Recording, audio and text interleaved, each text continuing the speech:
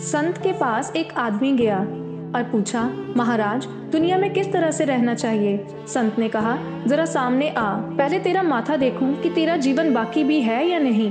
वो आदमी संत के सामने आया और माथा दिखाया। संत ने कहा, तेरी तो 7 दिनों में मौत है, अब तू कहे तो बताऊं। आदमी बोला, फिर रहने दो। वो भागता हुआ गया। सबसे पहले उसने उन लोगों से माफी मांगी जिनको उसने भला बुरा कहा था। फिर जिन लोगों से झगड़ा किया था, बेईमानी करी थी, उनसे भी जाकर माफी मांगी। घर जाकर बच्चों को बच्चों का हक दिया, पत्नी को पत्नी का। पत्नी से बोला, मेरी यात्रा का मोड़ मुड़ रहा है, मैं भगवान का सहारा ले रहा हूँ, हो सके तो तू भी भगवान का सहारा ले। इस तरह 6 दिन बीत गए। 7वें दिन वो भगवान के ध्यान में बैठा। मन बड़ा हल्का था। फिर उसे ध्यान आया कि एक बार संत से चलकर पूछ ले कि कैसे जीना चाहिए, अगले जन्म में फिर वैसे ही जी लेंगे।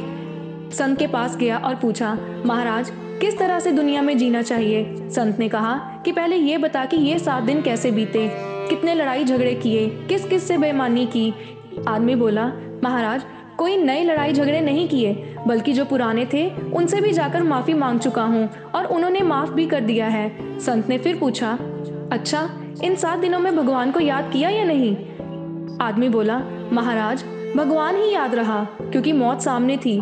संत ने कहा, तो फिर जा, बाकी की जिंदगी भी ऐसे ही बिता।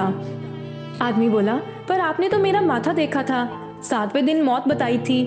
संत ने कहा, मौत तो इन 7 दिनों में ही है, सोमवार नहीं तो मंगल, नहीं तो रविवार।